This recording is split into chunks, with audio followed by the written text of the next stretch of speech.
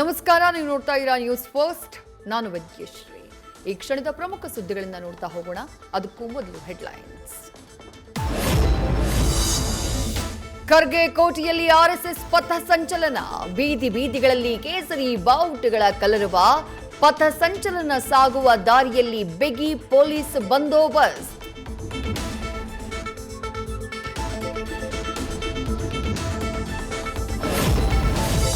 Big boss ಮಾಜಿ ಸ್ಪರ್ಧಿ ನಟಿಗೆ ಲೈಂಗಿಕ ಕಿರುಕುಳ ಕೇಸ್, ನ್ಯೂಸ್ ಫಸ್ಟ್ ಜೊತೆ ಮಾತನಾಡ್ತಾ ಸಂತ್ರಸ್ತೆಯ ಕಣ್ಣೀರು. ಆರೋಪಿ ಅರವಿಂದ ಕರಾಳತೆ ಬಿಚ್ಚಿಟ್ಟ ನಟಿ.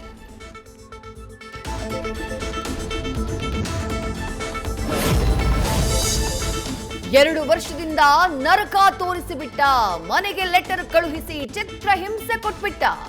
ಅರವಿಂದ ರೆಡ್ಡಿ ವಿರುದ್ಧ ನಟಿಯ ನೋವಿನ ಮಾತು.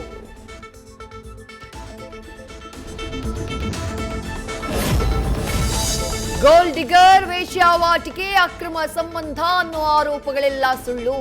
ನನ್ನ ಹೆಸರಿಗೆ ಕಾರು ರಿಜಿಸ್ಟ್ರೇಷನ್ ಆಗಿಲ್ಲ, ಸೈಟ್ ಕೊಡಿಸಿದ್ದೆ ಎನ್ನುವಂಥ ಅರವಿಂದ ರೆಡ್ಡಿ ಆರೋಪಕ್ಕೂ ಸಂತ್ರಸ್ತ ನಟಿಯ ಸ್ಪಷ್ಟನೆ.